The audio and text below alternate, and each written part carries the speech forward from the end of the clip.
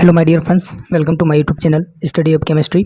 आज हम बात करने वाले हैं SN1 एंड SN2 रिएक्शन में क्या डिफरेंस है, जैसे कि nucleophilic substitution reaction order first और nucleophilic substitution reaction order second भी कहा जाता है। इनमें डिफरेंस क्या है, जैसा कि आप यहाँ देख सकते हो, इसमें लिखा है SN1 एंड SN2 अभिक्रिया में अंतर। SN1 के बारे में यहाँ लिखा हुआ है और ये SN2। तो SN1 के बारे में पहले देखते हैं हम।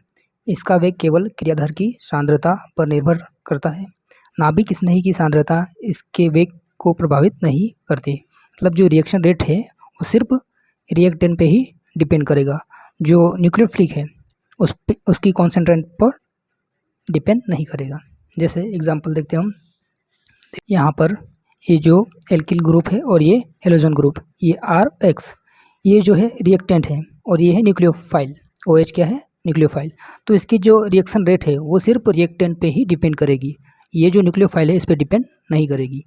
ये पॉइंट यही कहना चाहता है।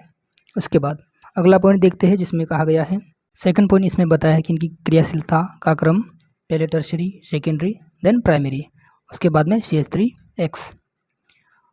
ये है सेकंड पॉइंट। अब थर्ड पॉइंट की बात करते हैं। इसमें रेशमीकरण होता है। और फोर्थ पॉइंट है, इसमें कार्बोकेटाइन के बनने के कारण पुनर्व्यवस्थित उत्पाद प्राप्त होता है। यानी कि इसके अंतर्गत क्या बनेगा? कार्बोकेटाइन इंटरमीडिएट के फॉर्म में भी बनेगा। इसका वेग ध्रुवीय विलायकों में बढ़ता है। मतलब जो पोलर सॉल्वेंट है उसमें इसका रेट क्या हो जाएगा? इंक्रीज हो जाएगा। ये दो पदों में संपन्न होती है, यानी कि 2 स्टेप में होती है। फर्स्ट स्टेप में ट्रांजिशन स्टेट, उसके बाद इंटरमीडिएट, और लास्ट स्टेप में प्रोडक्ट का फॉर्मेशन करती है। और लिखा है आयनिक होने के कारण ये तीव्र वेग से संपन्न होती है। मतलब जो रिएक्शन है ये क्या है? आयनिक फॉर्म में होती है, इसलिए इसकी जो रेट होती है वो क्या होती है? फास्ट होती है। बात करते हैं हम SN2 के बारे में। SN2 वेग क्रियाधार और नाभिक दोनों की सांद्रता पर डिपेंड करता है। जैसे हम एग्जांपल में देखें, जैसे यहाँ पर CH3BrOH, ये CH3OH और Br का फॉर्मेशन करते हैं इस तरह से। तो इसमें जो है सेकंड SN2 वाले में रिएक्टेंट और ये जो न्यूक्लियोफाइल है इन दोनों पे रेट डिपेंड करेगी। यही पॉइंट बताया गया है यहाँ पर। इसका वेग क्रियाधार और नाभिक स्नेही दोनों की सांद्रता पर निर्भर करेगा। क्रियाशीलता का ऑर्डर देख लो यहाँ पर। इसमें क्या था?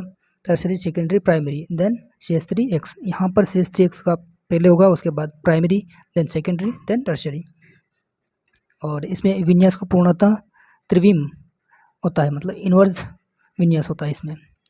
फोर्थ पॉइंट है पुनर्व्यवस्थित उत्पाद प्राप्त नहीं। तो ये पुनर्व्यवस्थित उत्पाद नहीं बनाते हैं। फिर इसका वेग जो है ध्रुवीय विलायकों में घट जाता है। जैसे इसमें पोलर सॉल्वेंट यूज़ करते हैं तो इसका जो रेट है वो क्या हो जाएगा? कम हो जाएगा। और ये एक पद में संपन्न होती है। ये जो रिएक्शन है वो सिर्फ 1 स्टेप में कंप्लीट हो जाती है। और ये इसके कंपेरिजन में, SN1 की कंपेरिजन में स्लो रेट में संपन्न होती है। सो फ्रेंड्स, ये था SN1 एंड SN2 रिएक्शन के बारे में बेसिक डिफरेंस। आई होप आपको ये समझ में आया होगा, और समझ में आया हो तो प्लीज़ इसको शेयर कीजिएगा। And thanks for watching.